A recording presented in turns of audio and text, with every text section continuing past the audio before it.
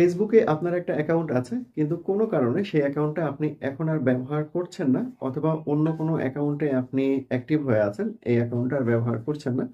এরকম ক্ষেত্রে চাচ্ছেন ফেসবুকের এই অ্যাকাউন্টটা পার্মানেন্টলি ডিলিট করে দিতে।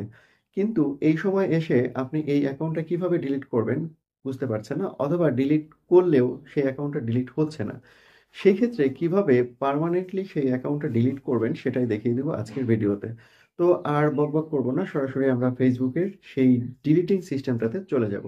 তো যারা এখন পর্যন্ত আমাকে দেখছেন কিন্তু চ্যানেলটা এখনো সাবস্ক্রাইব করেনি, তারা অবশ্যই সাবস্ক্রাইব করবেন।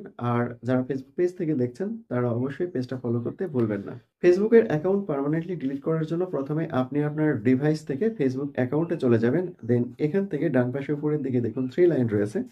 এই 3 লাইনের উপরে একটা ক্লিক করবেন। ক্লিক করার পর এখানে সেটিং পাবেন, অথবা নিচের দিকে সেটিং অ্যান্ড প্রাইভেসি একটা অপশন পাবেন, এখানে ক্লিক করবেন।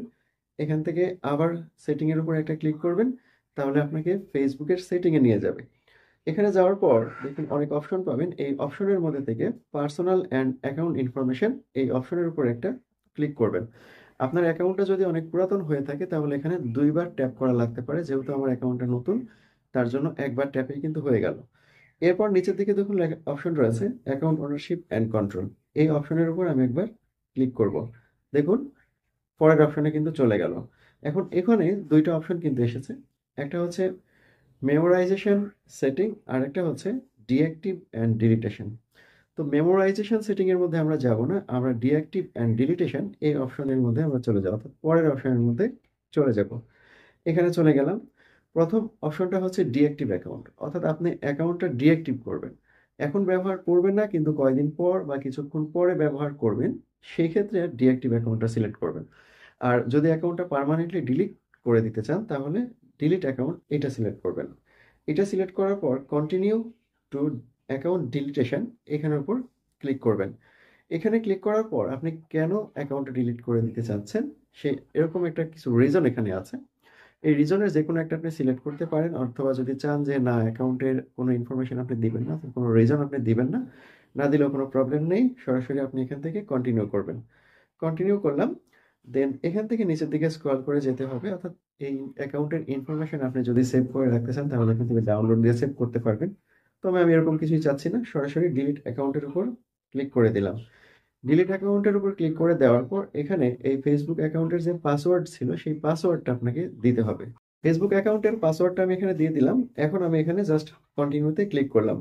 কন্টিনিউতে ক্লিক করার পর দেখুন এখানে ফাইনালি একটা মেসেজ দিয়েছে। এই মেসেজটা হচ্ছে আপনার জন্য খুবই গুরুত্বপূর্ণ। এই গুরুত্বপূর্ণ মেসেজটা একটু ভালো করে পড়বেন, বুঝবেন, তারপরে আপনি এখানে ডিলিট অ্যাকাউন্টে ক্লিক করবেন। এখানে লেখা রয়েছে এই অ্যাকাউন্টটা পার্মানেন্টলি ডিলিট হয়ে যাবে এখন থেকে 30 দিন পরে।